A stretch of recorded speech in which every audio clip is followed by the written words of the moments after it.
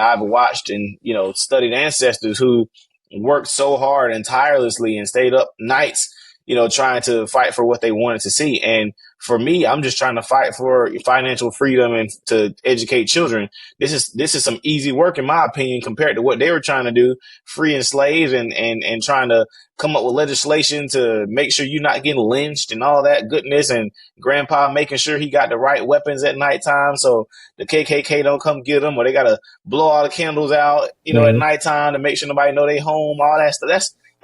That's work. This is nothing. Mm.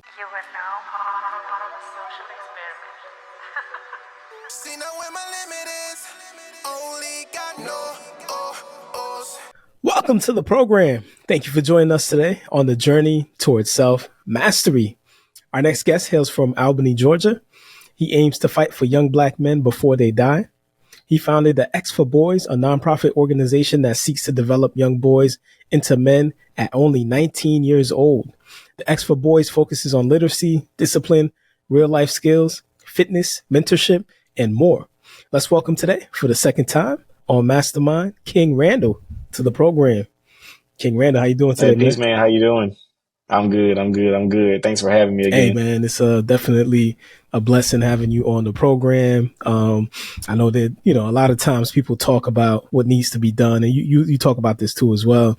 And not a lot of people are about that action, man. So I appreciate you being about that action and work that you're doing, man. So definitely wanted to get an update on everything, Yes, sir. Absolutely. Definitely glad to give one. Yes, sir. So last time you were on the program, you talked about kind of the, state of Albany, Georgia, and why you started the X for Boys.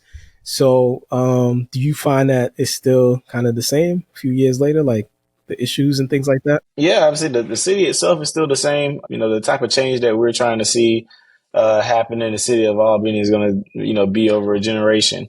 We're going to do that by working with those children, right now who are going to become the new mayors and the new senators and the new mailmen, new policemen, new judges. We have to raise them now, so, when my children become adults, what I would have raised some of the people that they're going to run into in their daily lives. That's what we're trying to do in our program, but the city's still the same. We just got another study released. I think 41% of people here in Albany are obese. It's almost half the city are dealing with an obesity problem, and not to mention the children. We have many children here that are obese. I just met a kid the other day. He's 6 years old, and he's 126 pounds. Wow. And I'm 153 pounds, and he's only 6 years old, and he's huge, And I told his mom, I'm like, I think this is child abuse. I told her that directly. I'm just like, what is he eating? And she was telling me like what he's eating at McDonald's when he goes. Yeah. And, she was like, he gets like 2 cheeseburgers, a Happy Meal, 10-piece, like all in one sitting. And I'm like, why are you feeding him this? Are you crazy? I'm like, this doesn't make no sense. And he doesn't even want to be that big. Right. He's 6 years old. He mentioned, he mentioned that he wanted to, work out and do sit-ups and stuff like that. I mean, he is huge. It makes absolutely no sense, but and you're trying to tell her about it. She's like, well, no excuses. Like there's no excuse for this, but this is all over our city. Well, not just obesity problems, but the literacy issue and the grades and the discipline. These are all issues that we're dealing with here in our hometown. Now, some people might say like, Albany, Georgia is predominantly Black and these issues stem from, racism or whatever it may be. But you said that, that you make no excuses for your generation being so far behind. We create so many problems in our mind. Our ancestors had actual hard lives. If they had the resources that we do, they would have been unstoppable. All these excuses we make are just a slap in the face to our ancestors. And if they knew how we'd be carrying on, they wouldn't have fought so hard for us in our lives. So we destroy ourselves. So you talked about Booker T. Washington, greatest to ever do it after that. So a lot of people got on you about that comment. I think you posted that on Twitter. And, they were saying like, well, you don't understand the history of racism in our country and how things got to be the way they are and this and that and the third. And so what do you say to people that kind of, go against what you said about that? The comments are still the same. You're not going to convince me that our lives are harder than my great grandfathers and great great grandfathers and people who had to worry about the KKK coming to hang them at nighttime. I'm in my house happy right now with not a care in the world. Nobody's coming to knock on my door and try and come take my children or burn them alive. Nobody's coming to burn down my business. None of that's happening. And I don't have to worry about, drinking from the wrong water fountain and somebody trying to lynch me for it. Nobody, I'm not worried about any of that stuff that our ancestors had to worry about, or going to get hosed down in the streets with freaking water hoses from, fire engines. I'm not worried about any of that, and I'm living a life every day where I can go do what I want for the most part, go where I want, talk to whomever I want, and live, and I get to make my own decisions every day. So if I'm responsible for making my decisions, even if where I am isn't my fault, it's my responsibility to get myself out of said situation. And that's what I believe in wholeheartedly. It's full accountability, for your decision making, especially as an adult. I can't, as a grown man, blame anybody else for where I am right now, and how far I've made it is because of decisions that I've made. I didn't have a special, background. I didn't grow up with a silver spoon in my mouth. I decided to do something because I had a grandfather and uncles whom I saw work and taught me the same work ethic. And I've watched and, studied ancestors who worked so hard and tirelessly and stayed up nights, trying to fight for what they wanted to see. And for me, I'm just trying to fight for financial freedom and to educate children. This is some easy work, in my opinion, compared to what they were trying to do, freeing slaves and trying to come up with legislation to make sure you're not getting lynched and all that goodness. And grandpa making sure he got the right weapons at nighttime so the KKK don't come get them, or they got to blow all the candles out, at Mm-hmm. nighttime to make sure nobody know they home, all that stuff. That's work. This is nothing, Mm-hmm. So for me to make excuses and, oh, I'm too tired today, I need a mental health day and blah, blah, blah. Absolutely not. It's all excuses, man. All these social media buzzwords. I don't got time for it, man. We have work to do, and the communities are in the conditions that they're in right now, because of decisions that we're making. I'm not saying that it's not our fault, that we're in said situation, but it is our responsibility to get out. I agree with what you just said, and I think that people were focusing on like you're blaming us for the situation. So I'm glad you said it's not our fault, but it's our responsibility. And I don't see anything changing or anybody caring enough to make changes. And if nobody cares enough to make changes, we got to be the one to do that. So you've been Yep. attempting to do that with the X for Boys, and some people might not have heard of the X for Boys before or King Randall. So can you just fill us in on exactly what the X for Boys is and what you're trying to do? Yeah, absolutely. The Exit Boys program is the man making machine, as I call it. We work with young men ages 11 to 17. We teach them many different skill trades, like how to work on cars and houses, such as changing oil, changing brakes, alternators, changing ceiling fans, painting, changing toilets, you name it. We taught the boys many different things. We also take them traveling across the country. We try to do our best with making sure the children get a chance to travel. Many of the students that we work with have not got a chance to travel outside of our hometown. We have grown adults here who've never left the city of Albany, Georgia, who've never got to see a skyscraper before, or see it. The ocean is big. These things, help to change our boys' minds about how they can go places, and mainly trying to show them that they can be successful, they can be rich, they can have nice cars and cool stuff, with just living an honest life and working hard. Not just rapping, playing basketball or football, but there are many different routes to be successful and, to have a family, be black and be Mm-hmm. good. That's something that we believe in showing. We teach true masculinity. That's something we believe in. Traditional masculinity, yeah, the one that your grandfather knew about. That's what we teach to our boys, making sure they understand hard work, making sure they understand they have a responsibility. But of the X for Boys Mm-hmm. program, and we also have the Life Preparatory School. It's an all boys boarding school. It's the first all free boarding school for boys in the country. Oh wow, And we are one of 5 African American boarding schools in the United States. wow. So those are some beautiful statistics of ours. But our school is completely free. We're not government funded. We're not funded by any entities. We're exclusively funded by people like you who are watching, and people like Pascal, who's making sure that we are getting coverage. Yes, That's sir. how we, get our funding. That's how people take care of our students. That's how we cut their hair. That's how we feed them. That's how we get their uniforms, keep the lights on.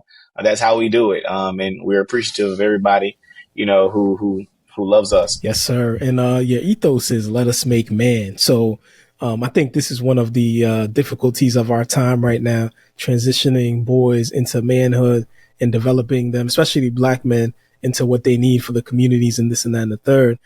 So how do you take an 11, 12, 13, 14-year-old and transition them into what the community needs and a man? Man, it takes time. The kid that I get that comes to me, it took him 12 years to get the way that he Mm. is. So it takes a lot of time to get things square. So for the most part, the boarding piece is the most important to me because this is removing them from their environments. A lot of them have learned the things that they've learned and learned the places that they are because of their environments. We remove them from their environments, give them routines every day. And I firmly believe that routines build habits, habits build character, and character makes the man. That's what I believe in. So we give them routines every day, making sure they're brushing their teeth, exercising, reading, praying, all that stuff, making sure they're giving the proper greeting of the day, making sure they're shaking hands, walking up straight. All these things are routines that become habits over time.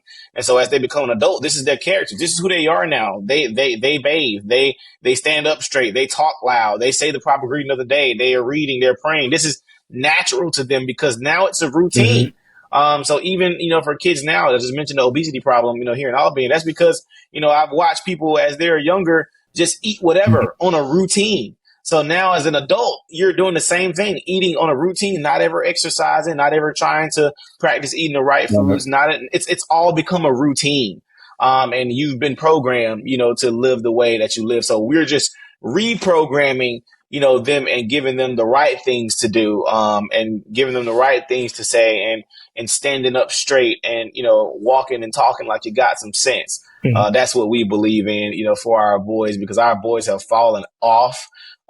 Even in just their appearance, etc. We try to make sure they keep themselves well groomed, etc. It's like our boys now don't care to keep themselves groomed. The new fad now is looking like you have no haircut and no type of trim, no look like you haven't bathed, nothing. I'm just like, man, son, like go clean yourself up, man. You don't look like you about no business at all. And so it's just, we try to make sure they keep themselves clean, keep their faces clean, keep their fingernails cut, all of this stuff, we do, with our boys, because that's what, we need to see. So, and that's what I want, for our boys to have. And that's how they're going to become successful, having those habits and routines. And I also firmly believe that, when you have an area saturated with bad women, that's because it's saturated with bad men. Women want men that they're around. And so if women are around a bunch of bad men, they're just going to be bad women because they don't have any standards. But when we saturate the area with many men with standards and who are requiring something and requiring said things of the women around them, the women will naturally follow the order of the man. So once we see that women are out here and not being good parents, or women out here are letting the kids do whatever and say whatever and hoopla, is because us men have allowed it. Simple as that. It's our fault, every time, no matter Great what. point. And I've had this conversation before too, and people have got mad about it and like, no, the women are this and they keep picking bad men. Like, no, that's because they don't like you, but again, you're saturating the bad areas, Right. with bad men.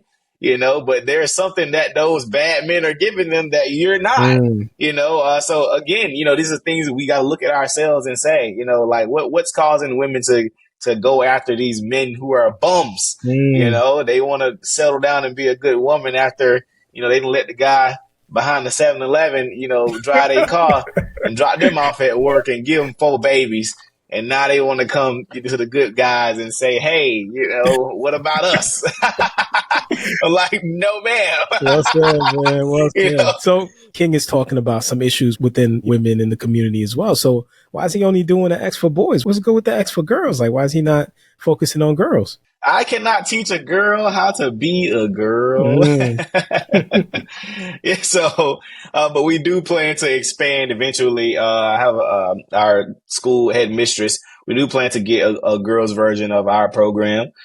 We do want to have that up and running maybe within the next couple of years, Mm-hmm. because I do firmly believe that our boys are going to need, some young women around them who have been raised and taught like them, Mm-hmm. because it is going to be hard for these young men to go out there great men, and then, they only have slim pickings, Mm-hmm. to choose from, so we want to make sure that these boys are able to make families with people in our hometown, because it's hard trying to find someone here in a town like ours. You got to go out of town, go to Atlanta, go to somewhere, away to try and find someone, but you need to be able to find somebody right in your backyard. And we're not necessarily going to pair them or anything, but we're going to keep them in the same arena, Right. so eventually, love will spark on its own when you have the same like mindsets. That makes sense. That makes sense. So last time we spoke, we talked about a school or organization that was trying to collaborate with you, but they wanted to run their own curriculum and you weren't having that.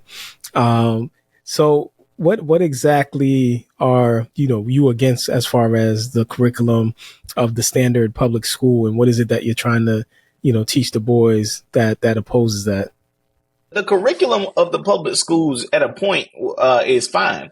I actually have no issue with it, aside from what's new happening now with the new teaching of the pronoun stuff and all that goodness. I don't know about none of that, because I'm not sure what's happening there, and teaching kids about, different genders and asking them, about their gender and sex and all that stuff. I don't know about none of that stuff. However, the basic curriculum I have no problem with.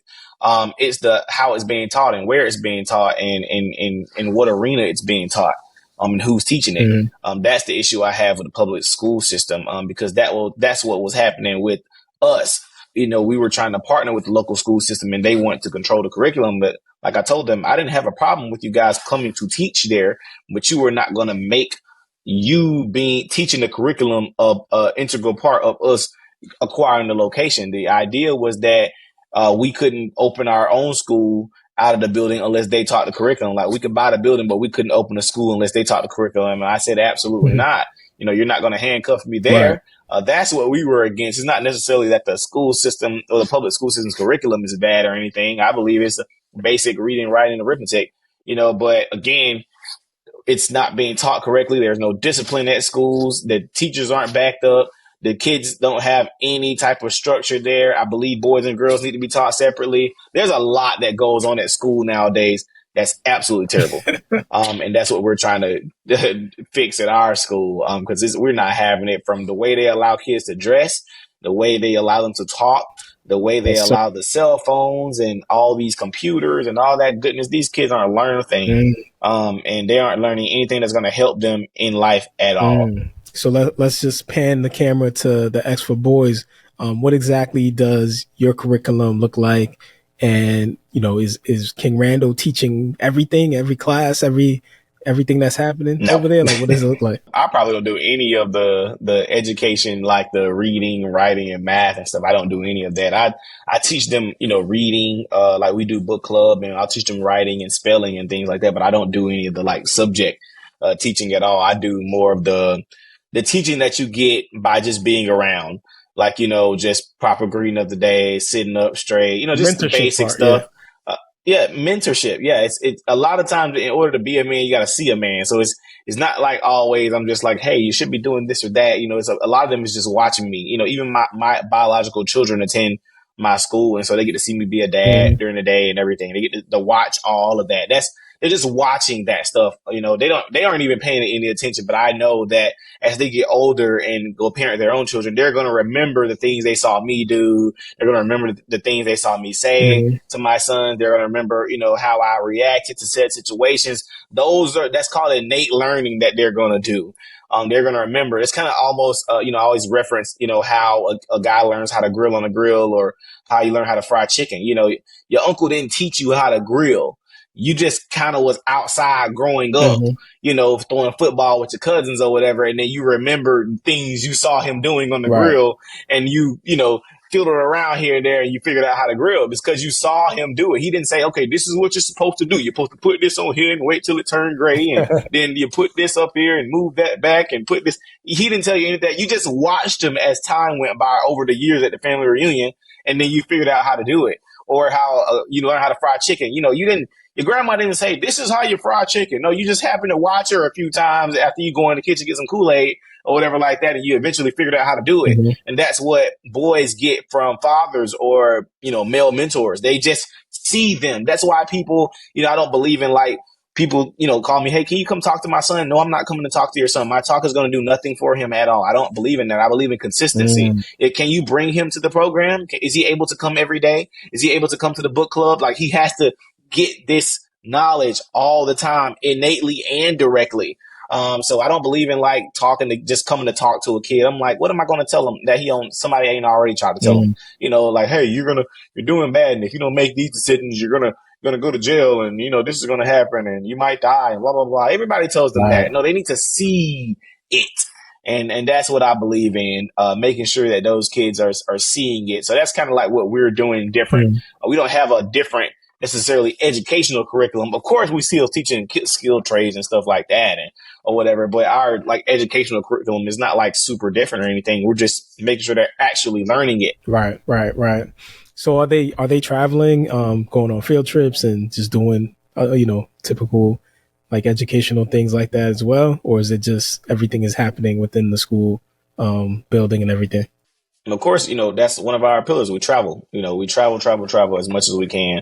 Last year we went to Utah, took the kids out there. They saw the mountains and all that stuff. It's a beautiful trip.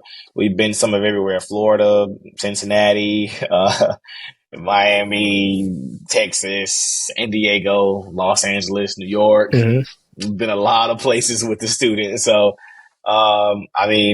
we travel a lot for our students because they need to see that. They need to see that the world is big. Now, one of the things you preach and you talk about is the impact of kids actually staying with you as opposed to you teaching them and then they go home and this and that. So what have you seen to be like the differences when a kid is actually staying with you inside the school or inside your space? I know you've done work in your house before, at your parents' house and stuff like that. So what are the differences between that child when they're there as opposed to if you see them every now and then? For the most part, the kids are able to get a firm grasp on what is being taught when they're able to be around consistently. When they go home, most times parents are not enforcing rules that we have at the school. They're not enforcing, what's important. And most of them kind of are at work. The kids are disciplining or they are watching their siblings or just different things. This is many different factors. And then peer pressure. No matter what, peer pressure is real and peer pressure is effective. So even if you're trying to mold that kid, if he's hanging around 7, 8 bums every day, or even if he's not hanging around them, if they're just in the area, he's going to become a bum. It's just that simple. If it's like the first time I smoked weed, like I wasn't that kid, never was that kid, but I had been hanging around these guys who were doing it like the whole summer. So eventually, like, well, let me see what that is. Why not? So again, I was never that kid. I was raised correctly, but once I was taken out of my environment for one summer, it went crazy, went haywire. But we see those kids, they may have to make up their beds every day, iron their clothes, making sure they look neat, brushing their hair, brushing their teeth. They know they have to do this every day. So when they finally go home for break, 1 or 2 days, and they do that stuff at home, mama's like, oh man, you sent me home a new kid. Who is this kid? He ain't talking back. He's saying yes, ma'am, and he doing this and that. I'm like, yeah, because he has to do it. It's becoming a routine now. He know when he get up in the morning, he got to and he actually get up. Even on the weekends, like you got to get up. Get up. I don't care what just get up. That's something my stepdad taught me. Growing up, he didn't care he didn't care if you was doing nothing. Just get out the bed. You're not going to be in the bed when the sun come up. The sun is up. Out the bed. I don't care what you're doing. You just out the bed. You can stand up for all I care. Just out the bed. Find something to do. Like that's you a man. Get up. So but you laying around for. There's no reason to be laying around. There are things to do, people to take care of, money to be made, something to do. So they just get up in the morning. All that stuff. Instead of that sleeping in till 1 and 2 o'clock and all that goodness, like that's terrible. Nonsense that we've just become accustomed to.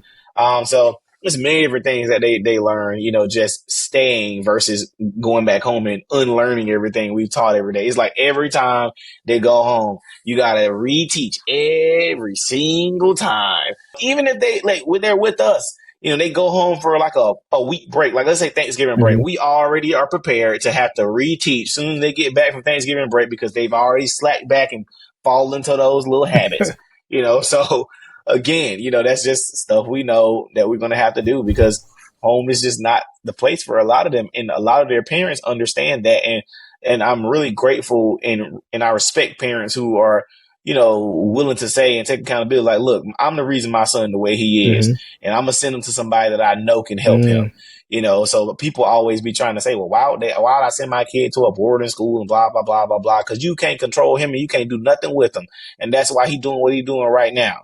You need to send it to somebody that's going to make sure he's doing it. Cause you made sure he didn't have a father in his life. So he needs to go somewhere where he can get control. And sometimes moms will pretend they control their kids and they know they can't. Mm. They act like they can control them, or they worry about if they can control them at home. Like, no, a man is going to make sure a child is prepared and making sure he's working and prepared to look right and do right in front of everybody. Mm-hmm. You just worried about him looking right and doing right in front of you. No, he need to be doing right at school, on the job, outside, everywhere. He needs to be the Yes, same, sir. and that's something I believe in. You have to make sure he's acting right everywhere, but it's all in admitting that you need the help. Mm-hmm. Everybody needs help. I need help. I'm a great dad, sure, but I'm still gonna call my mama, still gonna call my grandma, still gonna call my granddad, still gonna call my uncle. Like, I still need help. Everybody needs help, and admit it. Like, just be serious about it. Like, I've learned more, as becoming a parent, like my son, my oldest son, I learned things with him. I was a first dad with him, and then with my second son, I've been able to do different things with him, because he's about to turn 3, but I learned Mm-hmm. while I was with my first son. And then as time goes on, I learned more, so when I have another kid, I have learned more. Like, you need help, admit it. Like, don't lie to yourself and think you can just do it all by yourself and blah, blah, blah. I don't even know why we like even parading around Yes, like sir. that. In other countries, that is disgusting. They look at you like scum for walking around here saying that It mess. takes a village, man. But It that's why takes a village. it takes a village to raise a kid. It's not just you by yourself, because that's what helped raise me. I'm a product of my granddad and uncles and the guy across the street and the deacon that lived behind us and the guy that lived down the street. All these guys played a part in how I was raised, and they all put pieces of themselves in me, Yes, sir. and that way, I can do that same thing and give things they gave to me to my kids and other students who are under me. Yes, sir. Well said, man.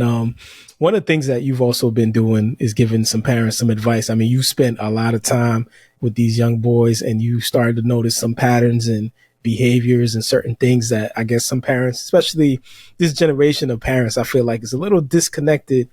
Being a teacher, I kind of see it from what is going on, especially with the technology and this and that. And one of the things that you've advocated for is parents checking their kids' phones. So what exactly are they checking for? And what advice do you have for parents that have kids with cell phones? Every time somebody bring this up, I do the same thing on every show. While you're watching right now, go grab your kid's phone and go through it right now. And make sure you go to the little hidden messages part. They have a hidden photo library. They go on the Instagram, go to the little ghost DM messages and all that stuff. And then make sure you go on the little click the profile picture because they got different accounts they can make. Go click on that, all that stuff. Go through your kid's phone because I'm telling you, your special little child that you've been raising so great this whole time is sending nudes. They're talking to people they have no business. They're meeting up with people that you don't know they meeting up with. They're doing all of this. Go check their phone. And if you're a really good parent, they shouldn't have no phone anyway. And before you start using that excuse of, well, I need to know where they are and blah, blah, blah, blah, put an air tag in their bag or give them a flip phone that don't got no internet access and you just want to call them so Yes, bad. Sir. But of course, we don't want to do that because we like being friends with our kids. Your kid is not your friend. That is your child. You are the parent. I am not here to be my child's friend. I absolutely love the fact that my 4-year-old and my 2-year-old don't do devices and tablets, none of that stuff. They actually keep themselves occupied. They play with their toys. They draw. I bought them an Etch-a-Sketch the other day. We're not doing none of that stuff. They sit in the car and ride on the car ride. I can tell them to sit down and they sit there. Don't need a phone in their hand. None of that stuff. and you should want to see that versus just here, and Mm. they just crying for the phone. And then you know what you're going to do? You're going to create hell for a kindergarten teacher because you know how hard it is for a child who have been raised on a tablet and a freaking cell phone, and they have to go to kindergarten and learn how to play with blocks. They're not going to want to play with no dang blocks. They're not going to want to play with the markers. They're not going to want to play with the construction paper. They're going to want tablets and Great phones. point. And that's how you're destroying your child, because you've destroyed their attention span and you created so much goodness in that cell phone and that tablet for them that they can't understand real world Mm. stuff. So that's what you've done. Great point. So yes, my 4-year-old can write, he can read, he can draw, etc. Like, because he spent time doing it. He goes to school and enjoys learning. He loves it to death. That's his favorite thing. So he loves to spell, all that stuff. But if I've been giving him cell phones and tablets and letting him watch Coco Melon every day and all this freaking stuff and TikToks and whatever that you allow your kids to watch, of course my child will destroy yours and everything. Because you don't parent anymore. We're trying to be friends, or we're just letting the devices parent for us, instead of being an actual parent and spending time with That's your facts. child. And I think a lot of parents don't know how these new age social media networks work, like the TikTok, have your kids is scrolling and scrolling, all the adult stuff that's on there, and the adults being able to contact them and all this kind of stuff, man. And I remember even in college, I had a friend that he had his phone and he was trying to do this, to hide stuff from his girl, but he would have an app that looked like it was a regular app. But when he pressed it, Yep, it was a whole I had the nother same phone. one. It was a whole nother phone. Had the same one. And it's like there's so many ways for kids to do it, man. So you really like you say, you got to really limit their ability to do what they naturally gonna do as kids. And a lot of parents are not up on getting their technology, man. So I'm glad you're saying that, because I think that's super important. And kids are gonna be kids. You know what I mean? And it's our job to put those limitations on them. Absolutely. You're supposed to. And because you give them too many doors to open, even though you're telling them not to open the doors, you keep sitting doors in front of them. Eventually, they're going to open Absolutely. one. Stop being stupid and go take that dang phone from that child. Is insane. How we allow our kids to be subjected to what's being taught on social media. And so then you get these kids that's all they know is social media buzzwords. Now you got kids talking about they depressed and need a mental health day. Son, you are 8 years old. You aren't worried about anything. You just had a popsicle, son. You're not depressed. You don't even know what depressed even mean. What are you depressed about? Nothing. But again, social media will trick you into believing these things because, again, the algorithms are set up in a way for you to continue looking at your device. And so anything that you're scrolling for or looking at too long, it gives you that. If you're mad at your girlfriend, you're going to start seeing all these posts about being mad at your girlfriend. If you like cutting hair, you're going to start seeing all these posts about your cutting hair. Why? Because it knows what you're looking at and the algorithm is doing that. So for kids who may see one depression post and maybe watch that video too long, then their feed just give them depression posts all this time. And so now the kid's like, oh man, I'm depressed. Now I want to commit suicide at 9 years old, and has no clue why he want to kill himself. Like for example, I heard about this kid who's like 8 and killed himself. I'm like, how do you even know what suicide is? I didn't even know what suicide was until I was like 11 because my aunt's ex-husband killed himself or whatever. And when the first time I ever heard suicide, I never forget. I was in 4th grade when I heard the word, but I still didn't know what it meant. I was in 4th grade. And we were talking about all the sides that day. I'll never forget. I had a white teacher, her name was Miss Clemens. And we were talking about homicide and genocide and whatever. So when the word suicide came up, I'm thinking this is some type of mass casualty event. Like we talked about homicide. We talked about then we got to suicide. I was like, suicide? Oh man, that must be some crazy bomb dropped on, they got suicide. They're like, oh no, that's killing yourself. Killing yourself. I was like, what? You can do that? Like, what you mean? How do you even, where does that even come from? And so for a kid at 8 years old to even know what suicide even is and enough about it to know how to do it, like, because even when I found out what suicide was, I'm like, how do you even do that? Like, my brain hadn't even concocted a scenario where I could kill myself. So the only way that I can conclude that an 8-year-old knows how to commit suicide is on these dang phones. That is it. There was this whole thing that is online. I think it was like called Momo or something like that. Like the kids will be watching. They'd be watching something like, Dora the Explorer, and then something will pop up in that, parents are not paying attention, and it'll pop up, and it'll Yep. be like, kill yourself, kill you, like over and over and over and over and over again. And these are the Yep. things that's producing this ideology. So you are right, man. A lot of this stuff happens through the technology. And if we're not eyeing our kids, and like you said, they shouldn't even be on these devices in the first place, because that's what's creating that. I wish more parents really knew that, man. But I'm glad you're speaking out about it, and trying to get the word Hey, out. if one parent hears it, that's enough for me. Everybody else can ignore me and talk all the trash they want. I'm gonna stand on business. Yeah. Another Yep. big topic that you've been speaking out about is finding out that a lot of young boys, especially young black boys, are being molested, and a lot of this stuff doesn't really get talked about, and they're uncomfortable speaking about it, but you kind of see it. So, what are some signs for parents that just really don't really even know what to look for of boys that might be dealing with these type of issues, or have had this thing happen before? It's happened a lot, as I've been working in my organization, man. I just ran into another scenario, just, a few days ago, man. And it's like boys don't really show many signs that the regular person would just notice. I'm always weary of the kids who don't want to go home. I start there. Like some of them, I have to sift between you don't want to go home because you want to hang out with us, or you don't want to go home because something's happening at home. The healthy kid still wants to go home at a point, so I'm just like, why you don't want to go home, and we'll, eventually dig through and find something there. Then you got, if a child is peeing in the bed, that is, a telltale sign, and peeing in the bed often. You talking about One of the children that older kids? Yep, older kids, peeing in the bed.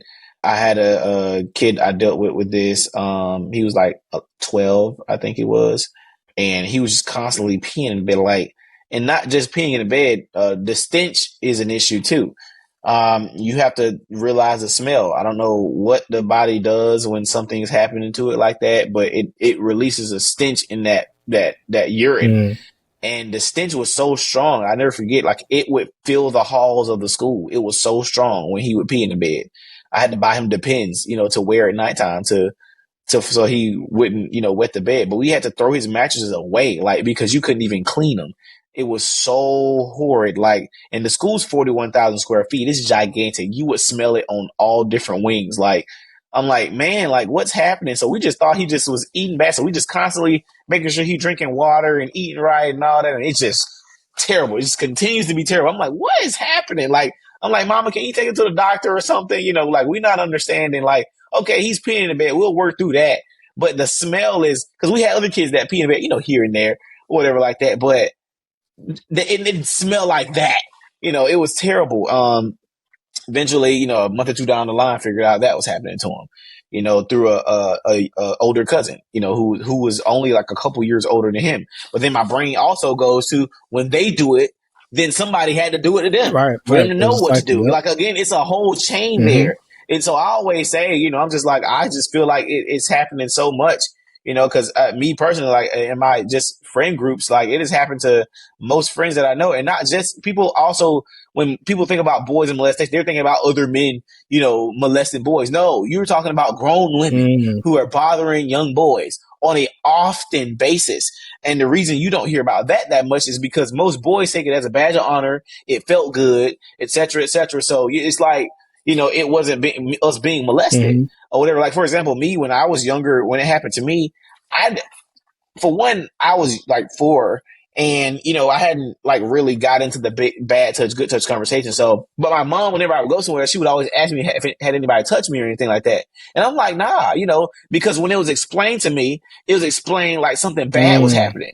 So when it was happening to me, it felt good. So I would constantly be trying to go to that house, because I'm just like, hey, I want to go back and spend out there because it felt good. I didn't know what was happening. I just knew something was feeling very great every time I went over there. So I'm always going, like that. And I constantly, but when they finally had a conversation with me, like, hey, is anybody touching you again? They could be doing this and that. I'm like, oh yeah, somebody is touching me. I'm like, yeah, somebody is. After they kind of explained, I'm like, yeah. Right. And that situation got handled or whatever. But then at a point after that, I was mad that I told, because I was just like, dang, hey, I'm trying to get back, and go get that, whatever like that.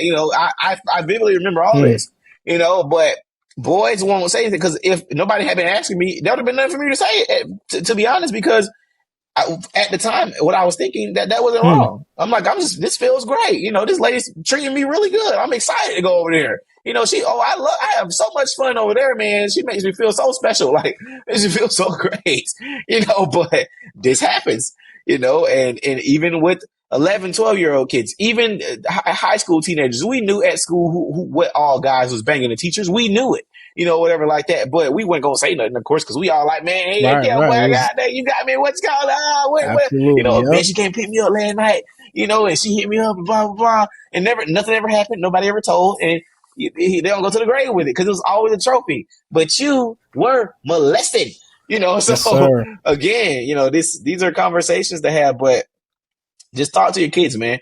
That's all I can say. Talk to them often. Reassure them that they can talk to you about anything. If anybody's hurting them, Mm, constantly talk about, how things like that are wrong.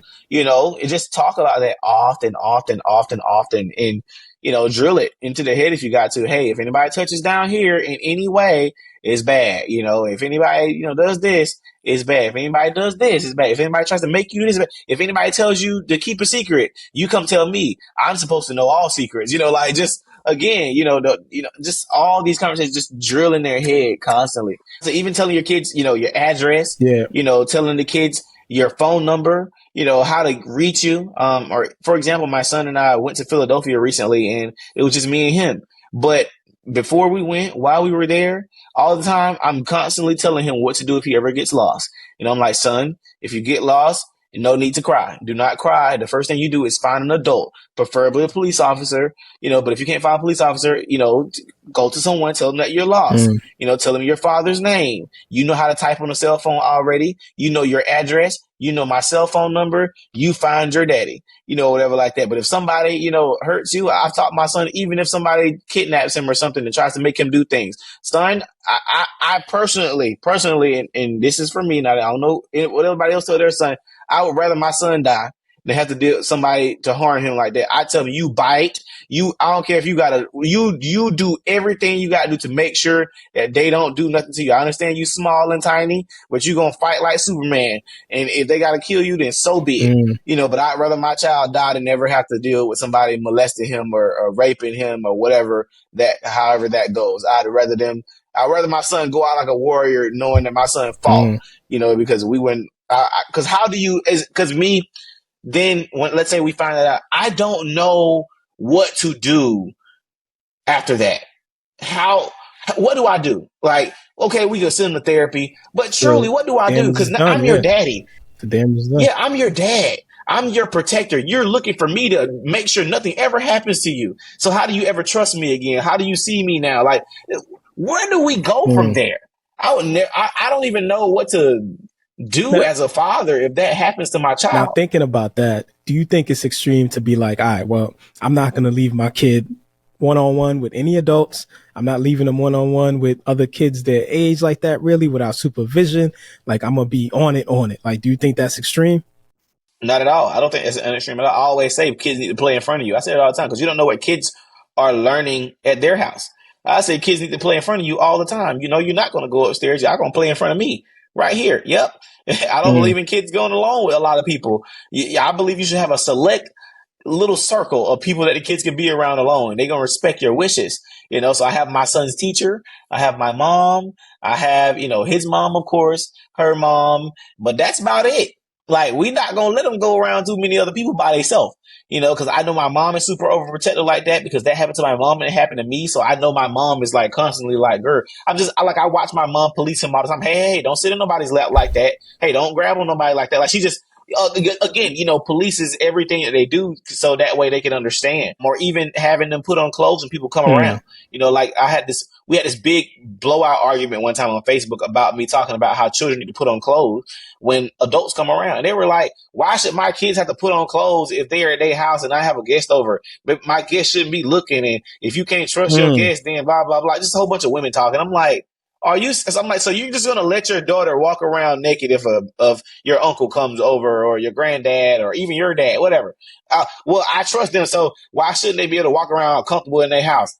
I'm like, it's a basic respect thing. My son, daughters, whatever, are going to put on clothes when any guests come Mm-hmm. over. Even my sons know not to walk around with their shirt off in front of their Yes, sir. mom or their underwear. Like these are basic life just rules and etiquette you build. When you look at the data of when it happens, it's usually a close family member, so it's not like a stranger Yep. usually. Absolutely. It's always a close family member usually, or a close family friend or whatever. It's not like a stranger's doing it. It's always somebody you know. So I always, say, hey, make sure you put your kids on clothes. Make sure you dressing your kids like children.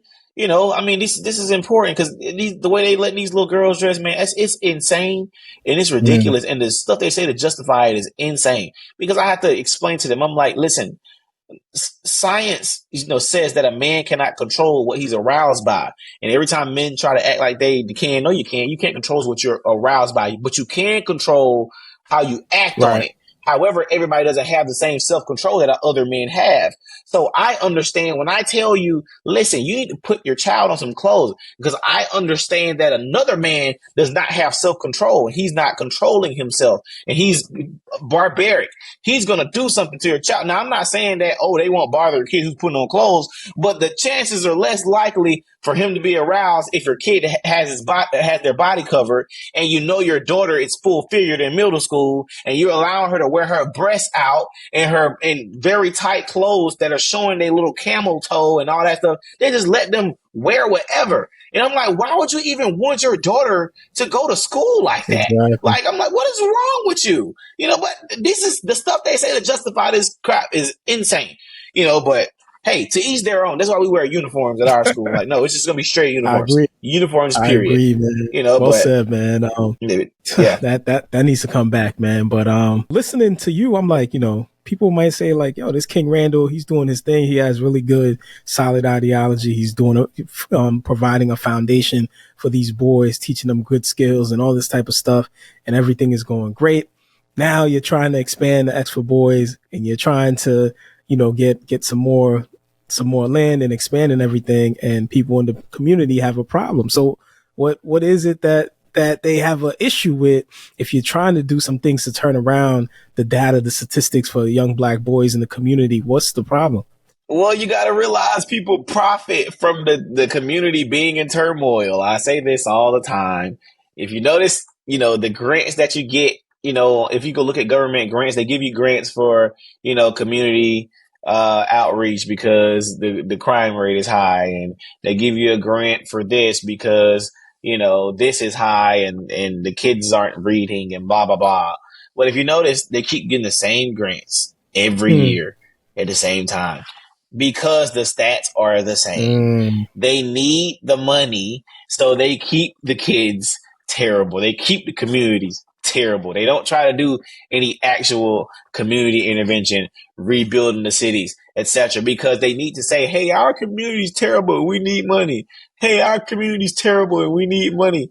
But when I'm like, okay, we finna do some actual change, they like, whoa, whoa, whoa, I don't know who you think you is around here, but if you do these changes that you actually say you about to do, things are going to shake around here, and you making us look bad because we've been saying we're going to change the community since before you was born, young man, and you actually coming to do it for real. Oh no, you can't show us up. That's the whole game. Mm. That is the game. Man. That is the game, and that's why it always the way it is. With the older people and me, they always arguing with back and forth with me. I'm like, there's nothing wrong that I'm doing. What is the problem? Mm. They can't give you an actual reason. They always say, "Oh, you moving too fast," and blah blah blah, and this and that, and it got so much to say. I'm just like, but what is the actual problem here? Not one. You just want to be a part of it, or you want to say you had your hand in it, and you're just upset. That I was able to do it by myself without having to kiss any of you guys' rings. Mm. I was able to kiss God's ring, and make it happen. So, man, great point. Now, it wasn't just a verbal thing from people in the community. You actually had your school vandalized, and people were broke a lot of things, tore things up. So what exactly happened, man? Did you figure out what was behind that? I didn't figure out what was behind it, but of course I caught him, at the school. I held him at gunpoint, called the police and had them, taken away. But yeah, man, that's what happened. Somebody came and vandalized our school. Our students. We happened to see them there, and It was a terrible day. I mean, everything was destroyed, man. I mean, just nonsense, ripping doors off hinges, pulling sinks out the wall, Wow. smashing Wow. toilets. I mean, smashing all the glass in the building, pulling our signs down. I mean, I could go on and on. Mm. It was a lot. Ripping up our uniforms. It was a lot, man. But no other information, of course. But we still standing. So just gotta revamp things, and whenever we get our building, renovated and repaired and stuff like that, we're just gonna have reinforced security and stuff like that. And obviously we'll be able to get approval from the city, with getting a new inspection and things like that. So a lot of roadblocks, but we keep building. We never stop. They give a roadblock, and I always have a little hurdle every Yeah. time. So I mean, at least you they got can keep two. You continuing. know, I guess they didn't hear some of your previous podcasts when you talked about carrying guns, having guns around the house and all that. So they Of didn't know course, about I that. don't know. Yeah, of course, of course. I have a lot of restraint, and stuff like that. So of course, it was good for my students to, see me, use restraint when having a firearm, because many people would have just started shooting and That's true. everything. But again, it's very important to know your gun laws. It's important to know about duty to retreat and stand your ground and all that stuff, because I wasn't even hip to it at the moment, because I'm not sure if we're a duty to retreat. But if you are a duty to retreat state, if I would have shot them or killed them or something, I still would have went to jail, no matter, even if they were on my property, because duty to retreat means you have a duty to, as best as you can, retreat. And if they're Mm. not being a direct threat, you have to go. Even if they're on your property, you cannot shoot Wow. them. So it's a lot. Or even if somebody breaks in your house, if you're in a duty to retreat state, if they are not attacking you, if you shoot them in the back or something, you're going to jail. Like, these are things to pay attention to. Excuse me, to pay attention to. So Mm. always know your gun laws. And I advocate for everybody to get guns. All these people running around here telling y'all to give away guns and all that, you crazy. If you mean to tell me, especially because usually it's all the people who be talking about we need to get gun laws and all that, Hmm. but then the same people talking about the government are racist. Well, why would you want the government to be the only people with guns? That don't make no sense. I want the same guns they got. They're like, oh, we need to ban AR-15s. Well, not as long as the government got AR-15s. I want me one too. Shoot, like, again, you crazy, because as soon as they take all the guns and they gonna start walking around here telling us what we can and can't do, because we ain't got no weapons. Y'all come up with some gun laws if y'all want to, and I'm gonna lose all mine in the boating accident. I lost all my guns, every last one of them. All my ammo too. I lost them all. When I went on a fishing trip and my boat sank, all of them gone. I got you. I Yep. got you. So people might be looking at, the X for Boys, what you're doing, and they're like, yo, I wanna do what King Randall is doing in my community and help out the boys there and do this and that and the third. They're looking at the way you've been fundraising, and, you were able to get $50,000, in a 36-hour period. And you've had a lot of success, where a lot of people that have tried, have not had success fundraising for black boys or black children and this and that. So what do you think has garnered your success with that? And what advice do you have for people that are trying to do an X for Boys in their community and help out with their communities? Consistency. That was it. That's how we built, that rapport. Because it didn't start out like that. It started out with me working out of my house for like 2 or 3 years before we were able to even become a powerhouse like that, fundraising. Even now we still struggle sometimes, but that started with me working out of my house and truly wanting it. I worked every day, even if I had to get $5 hot and ready pizzas to feed the kids. If I had to make noodles, if we ate chicken from KFC, Mm. if we had to, get people to donate water from Walmart, whatever it was, I made it happen regardless if people were watching or not. Somebody had to convince me to start posting on social media. I had 0 followers when I first started. I literally had 0 followers. I Mm. had 1 and 2 likes on those posts I was making, and then one day, finally, somebody saw it on Twitter and it circulated, and there we are. But that was because for 2.5 years straight, I was consistent. I never stopped. Even if I couldn't afford it, I was cutting hair, working on cars, painting houses, whatever, to make the money to take the kids on field trips, whatever. I wanted it, and that's all you gotta do is want it. But you can start it as simple as I did. It's out of my house. Find some parents who trust you enough, and start working. doing small stuff. Have some kids meet you at the library every week, and you go read books with them and take pictures and post it, etc. Like, this is how you start. You just got to want to do it. It's little small stuff you can do, man, because that's all I did. I started out actually doing the work. And when somebody told me I should start posting on social media, that's what I did. And we got the traction. I didn't need no podcast. I didn't need no special cameras. I didn't need no special videos. I was just posting pictures. Chick up, this is what we're doing today. Chick up, this is what we're doing today. Chick up, this is what we're doing today. That was it every day. And somebody finally saw what we were doing. That was it. That was literally it. So there was no like little crazy little course I could sell you on how to do it or nothing. It was real simple. Do the work, post it, and pray. That's it. Now, and it's going to happen, especially in social media day and age. Yes, sir. Yes, sir. Now, even though you've been very successful with the fundraising, I've heard you mention that you kind of want to stray away from that because, you don't want to rely just based on the fundraising. So how do you kind of make up or add value to the X for Boys and start making money from it pretty much in order to be more self-sustainable? Yeah, that's in starting businesses, man. We're trying to open up a laundromat, trying to get our lawn care service really kicked off. We got other business projects that we're working on. So we got some stuff in the works I can't just go into full detail about at this moment, but we definitely got some businesses that we're trying to open for ourselves. And we also like sell merchandise and stuff like that. But we're definitely trying to open businesses because we don't want to just rely on donors. We want to have our funding coming in because work is happening, and we want funding coming in regardless of if we're posting on social media or not, and that's what we want to work towards because again, we want everything to remain free. And I don't ever want to have a tuition for our kids or have to have parents pay any fees. We want it to remain free because those kids who truly need it can't afford it. Got you. So, let's say there's an X for Boys in every major city all over the U.S. What kind of impact do you think that would have on the Black community? As long as there are 300 of them, as in students in every city, it would shake the foundations. I believe that 300 men in every city can change that city. 300 like-minded men. This is biblical scripture.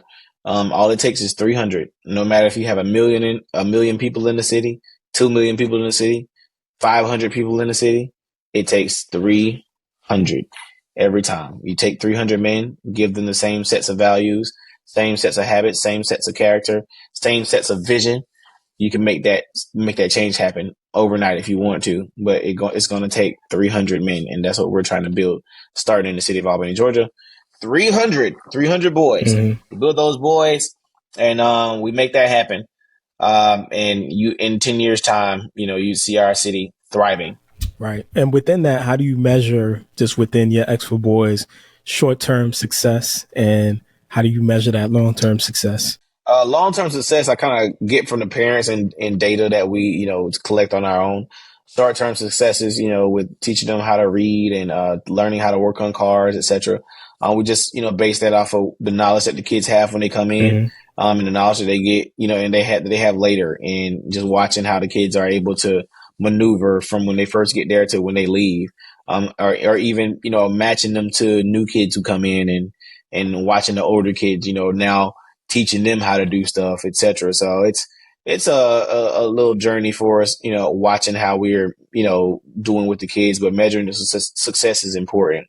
So that way we know we're doing good. And obviously, we're putting out good quality students. One of our students, he graduates local technical college on the 30th of this month. And he started with me when he was in the 11th grade, and now he's, about to graduate college and he has a job at Ford now as an auto mechanic, and he's about to go back to school to become a diesel mechanic.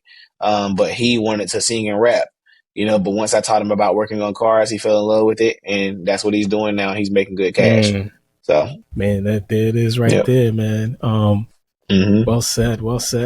So I did hear on your social media, you kind of took a little break because you said things weren't exactly how you wanted them to be with the school and you had to fix a few things. What exactly were some of those things that you looked at, like fixing and enhancing, and where are you going? Like, what's the trajectory now? It was a lot happening with the, the break-in and all that stuff. it was a lot, and I just felt like, I needed to regroup. So, of course, everything stayed open. We didn't stop classes or anything like that. When I said break, I meant like posting on social media and trying to get content out and all that stuff. Like, I just kind of took a second, to gather things, get our staff together, talk about how we could better perform, with the students, and do more projects, do more field trips, do more things with the kids, and revamping some of our old projects, getting new staff on, just a lot, trying to figure out, different fundraising methods, and planning stuff out. So that's kind of like the break we took, and I wanted to bring that quality back up for the students, because it was like I was constantly trying to fundraise and constantly trying to get things done. And it's like I was missing time with the students, and that's not something I wanted to do. Gotcha. Before we leave out, if anybody pays attention to your work, a lot of, celebrities, Black celebrities have been endorsing your work and, reposting your stuff and supporting and everything. So who are some people that have actually really, really supported you, and who are you kind of looking for support from in the future? Yeah, sure. Kyrie Irving's a very, very big supporter of ours. He's, given to our program, and he's constantly in contact, making sure things are okay. You have Kanye, he's a big supporter of mine. He'll call at any time and check on me and see what's going on. Those are, like, I guess, more closer celebrities. But you have, different people who, supported and said, different things about our program. So I can't I don't know why I'm going blank right now, but yeah, we've definitely had some major support.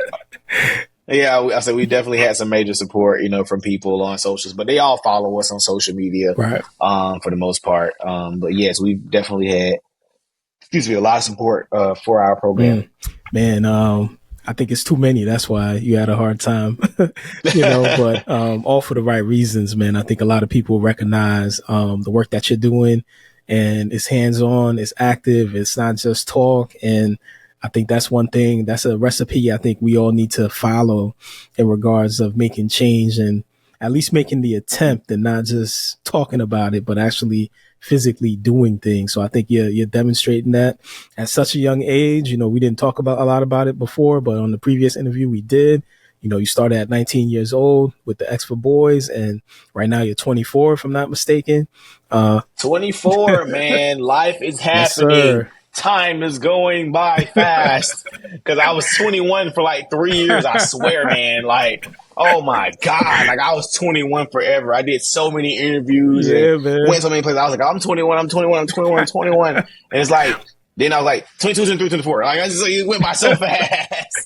Yeah, man. 24 now. My kid's about to be 5, and William's about to be 3, and grandma's getting older. My mom's about to be she passed 40 now. Life's happening, man. Life's happening. Yeah, and I don't really think about a lot of young Black males that I like. I went bald. Like, I mean, life is out here happening, dog. My God. Oh man, you cracking me up, man. But yeah, I was gonna say, man, I don't really think a lot about young Black males that I like look at, and I'm like, yo, I really look up to this person. I really appreciate the work they're doing.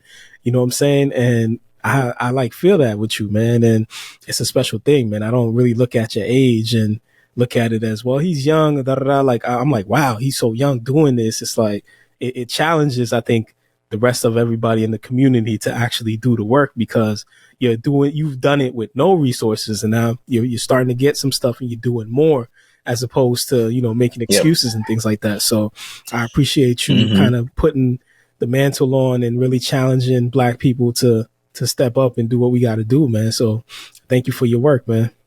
All right, man. I appreciate it. Thanks so much. I appreciate it. And, where can people find you, man, that's interested in supporting and donating and, supporting your cause?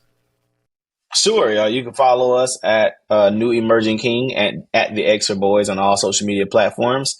And our website is thexforboys.org. That's THEXFORBOYS.org to follow all things King Randall, the X for Boys, and Life Preparatory School. Yes, sir. There it is. Support the X for Boys. Support the real work that's being done. And of course, remember, your mind is the most powerful tool in the universe. If you can think it, you can do it. If you believe in it, you can be it. And if you fight for it, you can have it. The world is yours. This has been your host, Mr. G, and I will see you next time on MasterMind. So every day I'm going hard. I'm talking business, bank accounts, and credit cards. And somehow we defeat the odds and making sure that no one starves illegal or you had a